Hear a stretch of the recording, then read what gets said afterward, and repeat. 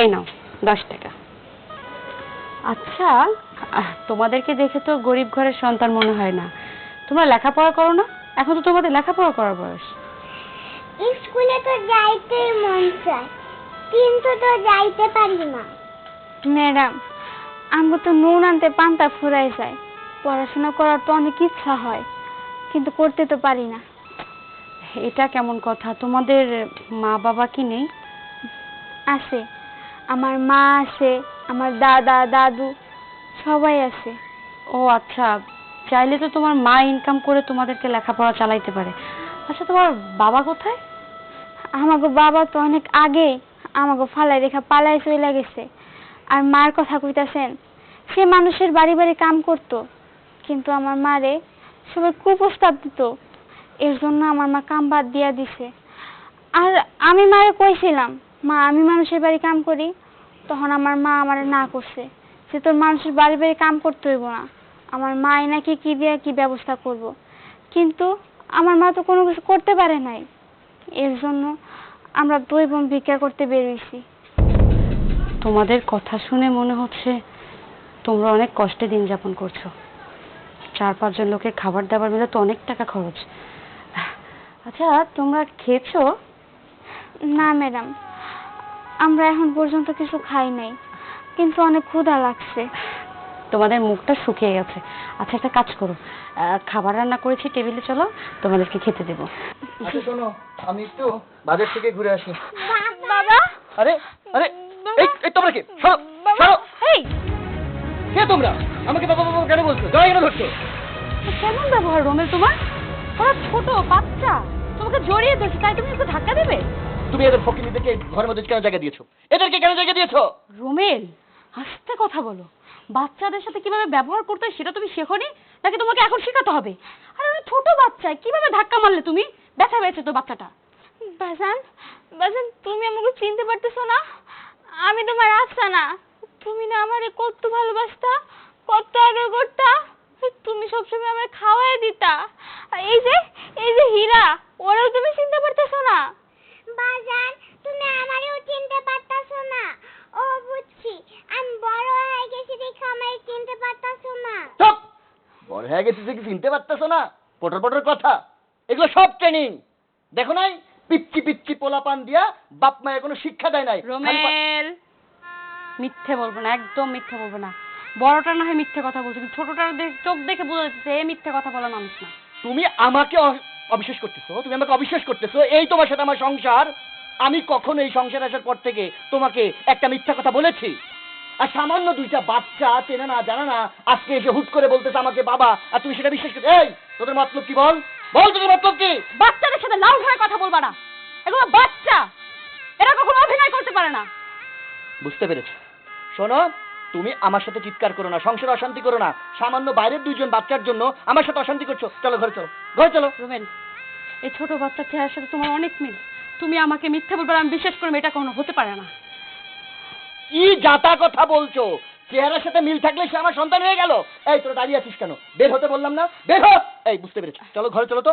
চলো তোমার সাথে আমার কথা। সিনক্রেট করো না বলে কথা কম বলো। হীরা, দেখলি বাবা আমাকে চিনতে পারলো না। চল চল আমরা মারে যা বলি যে আমরা বাবারে দেখছি। হ, বাজান এই জায়গা থেকে নিয়ে যাবো। আচ্ছা চল। আসো, ওঠো, বসো।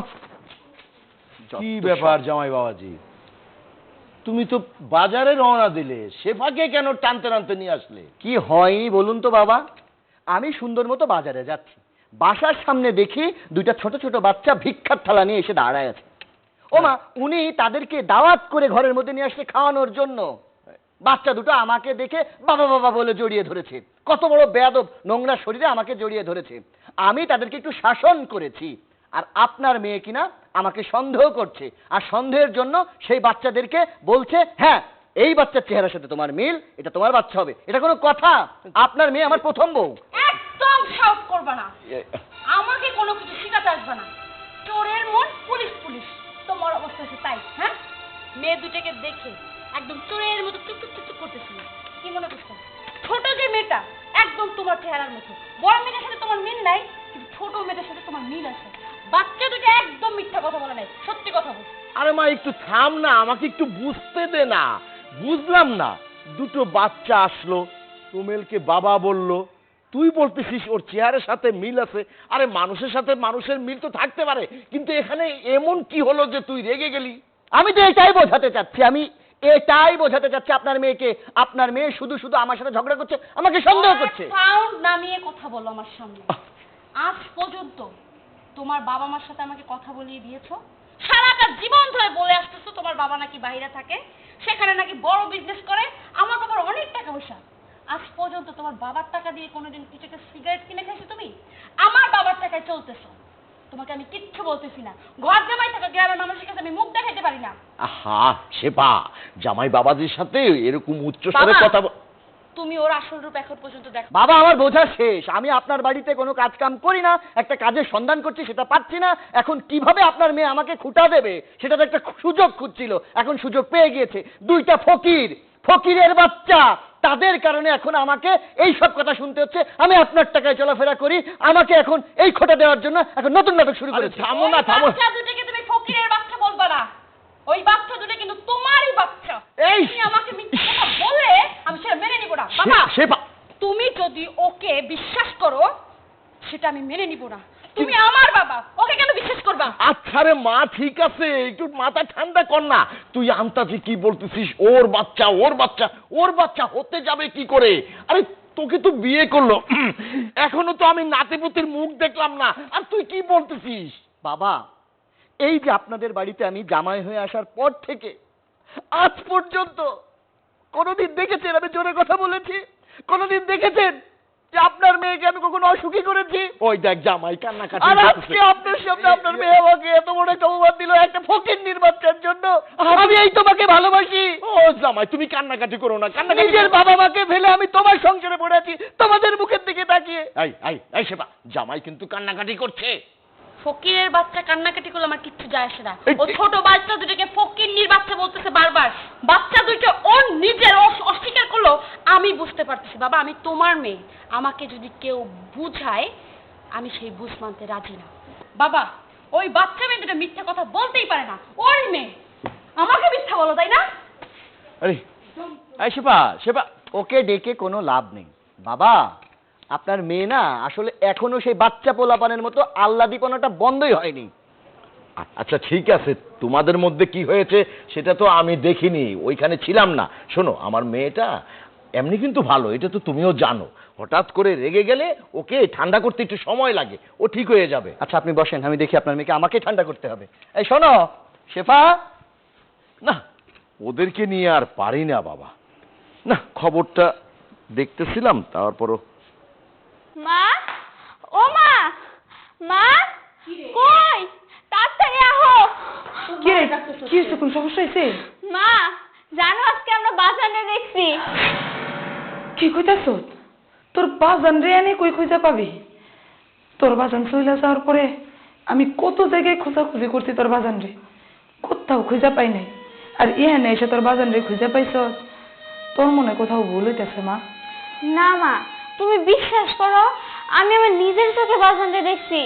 জানো মা, বাজানরে আমি 2 বোন জড়িয়েও ধরছিলাম, কিন্তু বাজান আমাকে ধাক্কা দিয়ে সরাই দিছে, আর আমাকে সে চিনতে পারে নাই, ওই বাড়ি থেকে বের করে দিচ্ছে। মারে, মন খারাপ করিস না। তোর বাজান যতই খারাপ হোক, তোর বাজান এতটাও খারাপ না যে তো ঘুরে দেখা চিনতে পারবো না, ধাক্কা মাইরা ফালাই দেব। এই পৃথিবীত না, বিশ্বাস কর, একজন মানুষের মতো দেখতে 7 জন মানুষ আছে। নিশ্চয়ই এটা অন্য কেউ হইব, তোর বাজান হইব না মা। মা, তুমি কেন বুঝতেছো না? সত্যি আমি বাজানরে দেখছি। ওই যে চৌরাস্তার মোড়ে বড় বাড়িটা আছে না, ওই বাড়িতেই দেখছি। ও নানি, তুমি একটু বুঝো, আমি সত্যি বাজানরে দেখছি। হ্যাঁ, ও মিথ্যা কথা করবো কেন?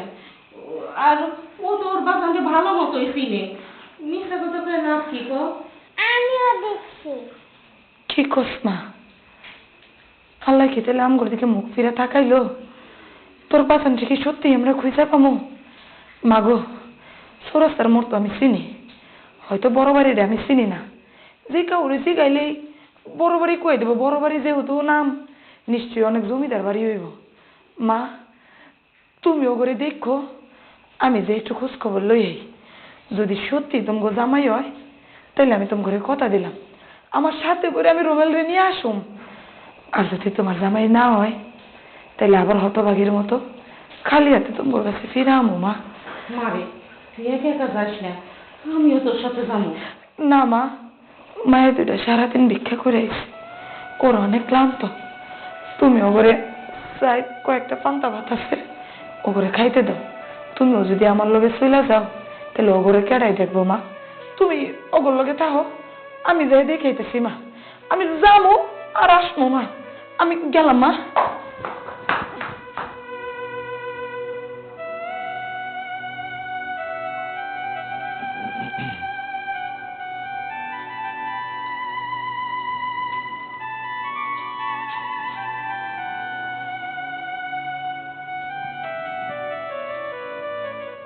এই মহিলা, কে তুমি? আর আমার বাড়ির সামনে এসে এরকম তাকাতাকি করতেছো?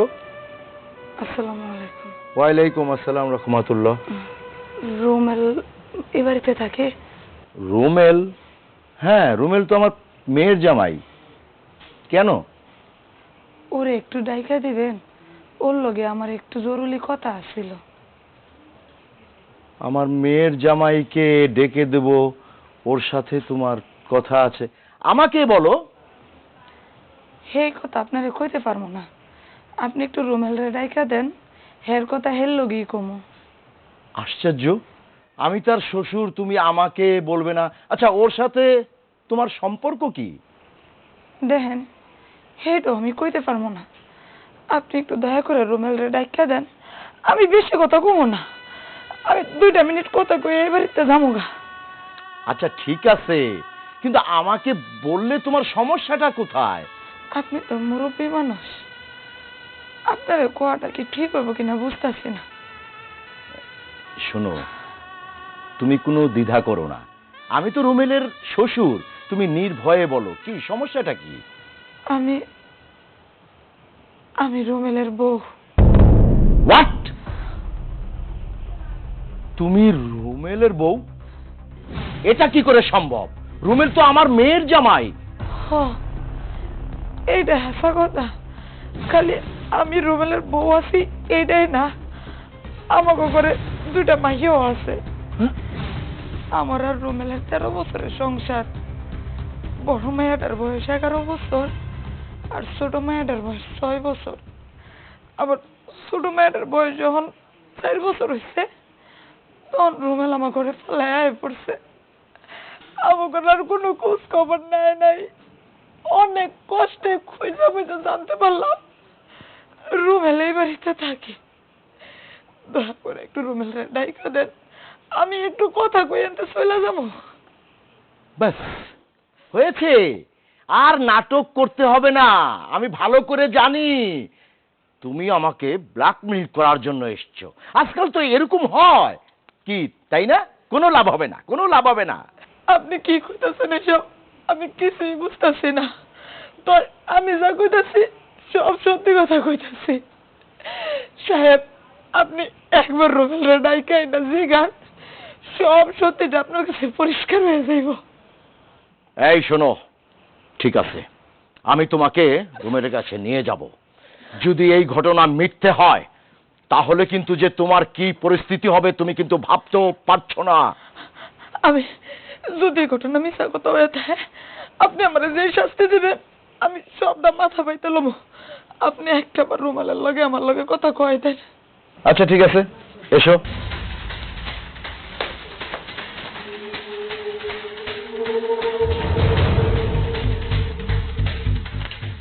রুমেল, রুমেল। বাবা ডাকছেন? হ্যাঁ দেখেছি, এই যে এই ভদ্র মহিলা, এ এসে দাবি করতেছে তুমি নাকি তার স্বামী। কি বলছেন? আমি কেন তার স্বামী হতে যাবো? কে আপনি? কোথায় বাড়ি আপনার? আরে সেটাই তো, আমিও তো বলেছি যে তোমার স্বামী হয় কিভাবে, সে তো আমার মেয়ের জামাই। সে অলরেডি আমার সাথে চ্যালেঞ্জ করেছে। বাবা, রাস্তার একটা মেয়ে আপনাকে চ্যালেঞ্জ করেছে আর আপনি বিশ্বাস করে ফেলেছেন? এই বেরো বেরো বেরো বেরো, বাইরে থেকে বেরো। রুমেল, আমি না হয় পরের মাইয়া, তুমি আমার অস্বীকার করতেই পারো, কিন্তু আমাকে 13 বছরের সংসার তুমি কেমনে বইলা গেলা? তোমার ছোট্ট ছোট্ট ফুলের মতো দুটা মাইয়া, তাদের কথা কি তোমার একটা বারও মনে পড়ে না? রুবেল, মাঝখানে আমি অনেকদিন অসুস্থ ছিলাম, কোনো কাম কাজ করবার পারি নাই। আমার চিকিৎসার টাকা জোগাড় করতে গিয়া, ওদের বয়ে খাওয়া জোগাড় করতে গিয়ে তোমার দুইটা মাইয়া এখন বাড়ি বাড়ি ভিক্ষা করে। তুমি নিজের জন্ম দিয়ে সন্তানদের দেওয়া অস্বীকার করতে পারো না। তুমি আমার লোকে একটা পারলো, একটা তুমি আবার এখানে আইসো, আমি তোমার না করবো না। তুমি এক নম্বর বাড়ি চলো রুবেল। এই সব বাড়ি কার বাড়ি যাবো? আমি তো আমার বাসাতেই আছি। বাবা, এই মেয়ে আমার নাম মুখস্থ করে এসেছে এবং এই মেয়ে একটা দুষ্কৃতকারী। এ নিশ্চয়ই মানুষের বাড়িতে বাড়িতে যায়, মানুষকে ফাঁসিয়ে তারপরে টাকা পয়সা লুণ্ঠন করে। এই বল, তোর উদ্দেশ্য কি? কোন উদ্দেশ্য নিয়ে তুই আমার সংসারে ফাটল ধরাতে এসেছিস? বাবা, এখন পুলিশ কল করেন, ওকে পুলিশে দিতে হবে। না না, আমি যেহেতু আছি, পুলিশ ডাকার দরকার নেই। বের হ, বের হ বাড়ি থেকে। শোনো, এই মহিলার চোখের পানি আমার মনে হয় মিথ্যে বলছে না। তুমি সত্যি করে বলো, এই মহিলার সাথে তোমার কি সম্পর্ক? বাবা, আপনি বোঝার চেষ্টা করেন, রাস্তার একটা ফকির, কোন দুষ্কৃতকারী, সে আপনাকে ভুলভাল বুঝিয়ে নিশ্চয়ই আপনাকে কোনো কিছু শুকিয়েছে, আপনাকে হিপোটাইটিস করতে চাই। মেয়ে বল, তোর বাড়ি কোথায়? তোর উদ্দেশ্য কি? আমি ওকে চিনি না, বিশ্বাস করেন বাবা, আমি ওকে চিনি না। আমার উদ্দেশ্য একটাই, আমার স্বামীর এই বাড়ি থেকে নিয়ে যাওয়া। আমার উদ্দেশ্য একটাই, আমার বাচ্চার বাপরে এই বাড়ি থেকে নিয়ে যাওয়া। বোঝো না?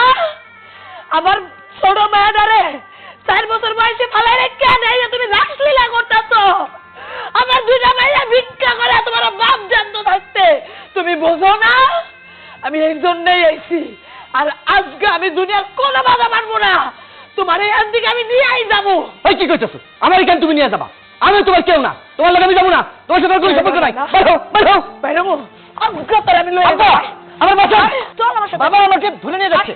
বাবা, এটা মিথ্যা কথা বলতেছে। বাবা, এই মেয়ে ছাড়ো। তুই স্বীকার করবি না? কি হয়েছে? তুই মানুষ না, জানোয়ার। এই, তুই জানোয়ার, তোর মানুষ কইতে আমার ঘেন্না লাগতেছে। দেখো না, চিনি না, জানি না, বাসার মধ্যে এসে অপরিচিত একজন মহিলা আমার টানতে টানতে নিয়ে আসছে। কত বড় সাহস! তুমি কিছু বলবা? বলো। এই, আপনি আমার স্বামীর কলার ধরে সাহস পান কোথা থেকে? একজন স্বামীর কলার ধরতে, একটা বাচ্চার বাপের কলার ধরতে না তার বউর কোনো অধিকার লাগে না, আলাদা করে অধিকার পাওয়ার লাগে না। বিয়ের সময় যখন দিন কবুল কয় তখনই না অধিকার হয়ে যায়। আমি রুবেলের কলার ধরছি স্ত্রীর অধিকারে, সে আমার 2 মাইয়ার বাপ। কি? তার মানে ওই যে ছোটর দুইটা বাচ্চা যে এটা বলছিল সেটা সত্যি? আরে বাবা, তুমি এই সামান্য ফকিন্নির কথা বিশ্বাস করলে, আমার কথা বিশ্বাস করতেছো না? 3 জন লোক মিথ্যে বলতেছে আর তুমি সত্যি বলতেছো, তাই না? তোমারটা বিশ্বাস করব? আজ পর্যন্ত তোমার কাছে যতবার জিজ্ঞেস করেছি তোমার পরিবার কোথায়, তোমার মা কোথায়, বাবা কোথায়, দিয়েছো পরিচয়? দিতে পেরেছো? শুধু বলেছো তোমার বাবা নাকি লন্ডনে থাকে, বিজনেস করে, তোমার মাও নাকি সেখানে থাকে। কই করে যদি দেখিনি ভিডিও কল দিয়ে কথা বলতে, এমন কি বলতে আমাকে তুমি কথা বলিয়ে দাওনি কেন? কারটা বিশ্বাস করবো আমি? সত্যিটা বলো, উনি যেটা বলছেন সেটা কি সত্যি? না, মিথ্যা, মিথ্যা, মিথ্যা। আমি যেটা বলছি এটাই সত্যি। এখনো তুমি মিথ্যে কথা বলছো?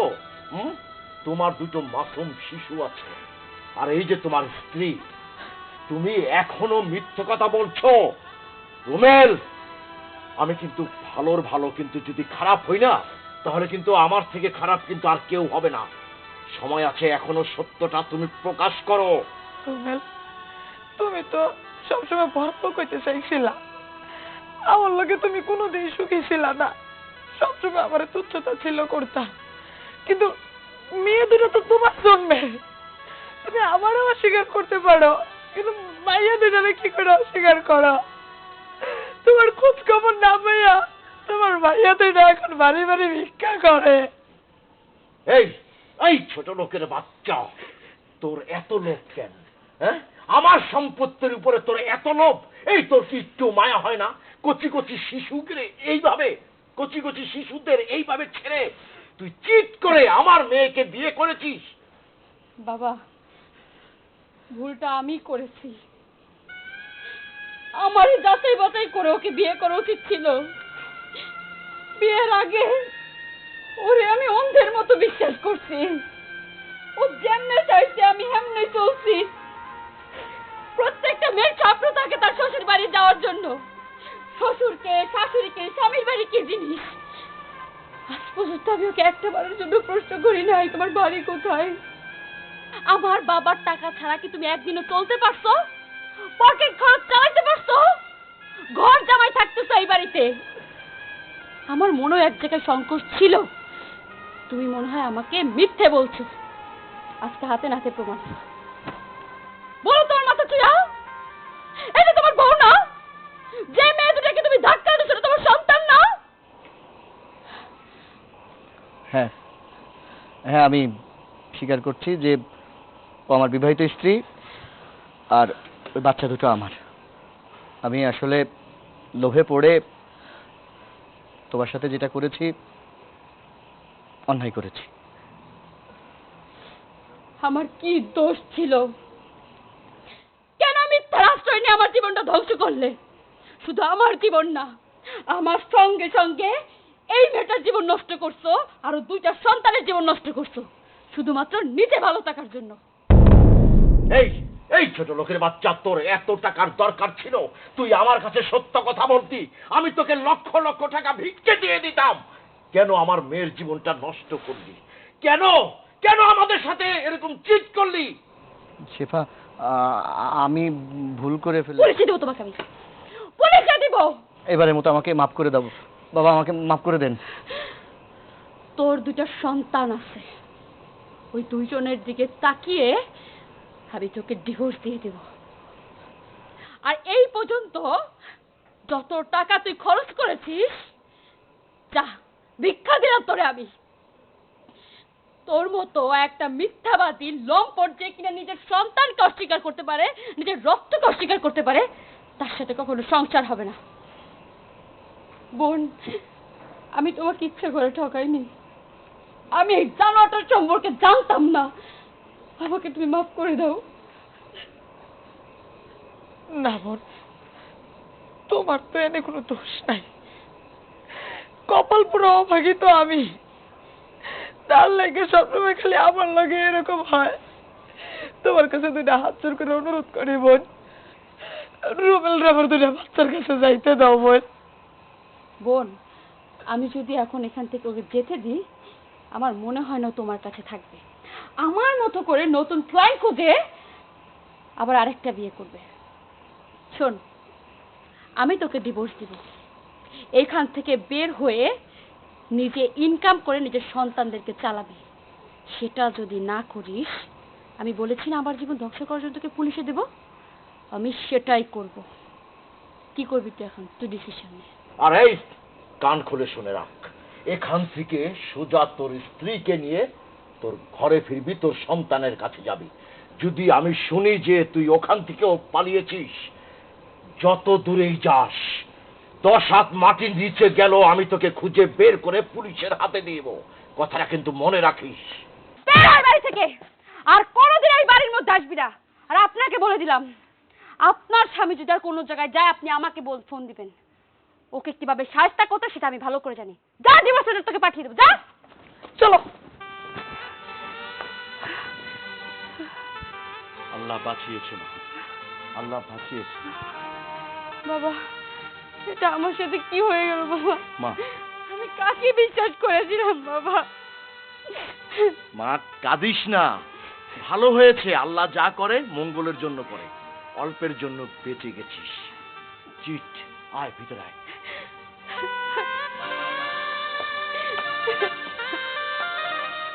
যা, অনেক করছস, এবার তোর সব খেলা শেষ।